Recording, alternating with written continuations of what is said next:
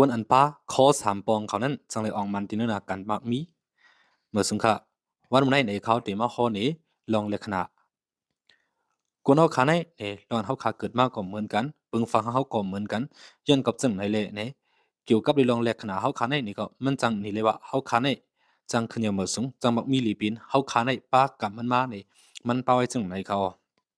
คำมื้อไหนเขาติมาละนี่ลองกวนอันป้าขอสามปองค่ะกวนอันป้าขอสามปองในเป็นจังอีกคราจึงจิมือเขายอมก็ข้อเขาในตีมีไว้ห้อยมักมัน1 มัก2 มัก3 มักตีมีไว้3 ปองค่ะเขาปีมาก็มี3 ปองจังค่ะอำจะว่ากวนปีสิออกมาข้อ3 ปองจังอำจะค่ะเนาะอันนั้นในจิมือเขายอมเขาปีข้อเขาในเป็นมีไว้3 ปองนั้นเฮาคาดว่ากวนอันป้าข้อ3 ปองกวนอันป้าข้อ3 ปองใน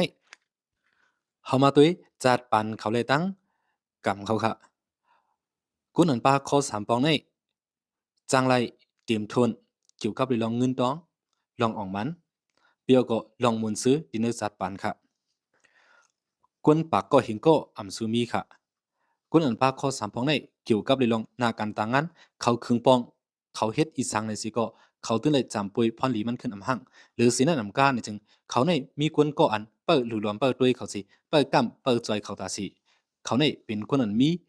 กันจะมาสูงหรือสินั่นอำการในเขาในจังมีอสาหรือกวนดังนำตั้งหลายอยู่ยาวทางเราหนึ่งเขาในมีเงินปิงยาหมอวุ่นสอนปุ่นเฮาเขาในมีเงินสิวุ่นไล่เปียวก็หมอเจียกผีลองผิดลองถูกทางเราหนึ่งซ้ำนี่หมอหันถึงกังใจปืนอันนี้ก็เป็นกวนอันป้าขอสามปองเขาทางเราหนึ่งนี่เขาในหมอกับสืบในตรงวงเข้มลัดความจังมีอจะข่มงามเลยเนื้อปืนป้อเอาอิงก้าวแวกซะเอาทัดอันในวาติในจริงกวนอันป้าขอสามปองเขาในเขาทุบมากันจะมาลองขึ้นลองลงในมันอันโปเฮา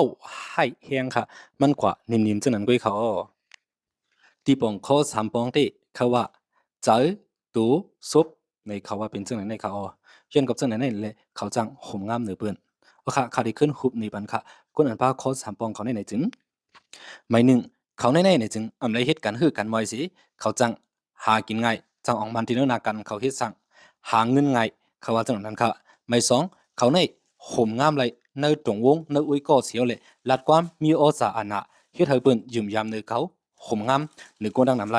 ไม่สามเขาจะในเขาได้ทบเนี่ยลองอีสังเสียมว่าในจริงสังส่วนลองให้มากก็ดีลองหลีมากก็ยาวในจริงเขามีกวนอันเปิดด้วยเปิดจอยเขาสิเปิดปันแห้งเขาตาสิย้อนกับเจ้านั้นเลยกวนอันป้าข้อสามปองเขาเนี่ยจังเลยออกมันจินตนาการกรงลองเขา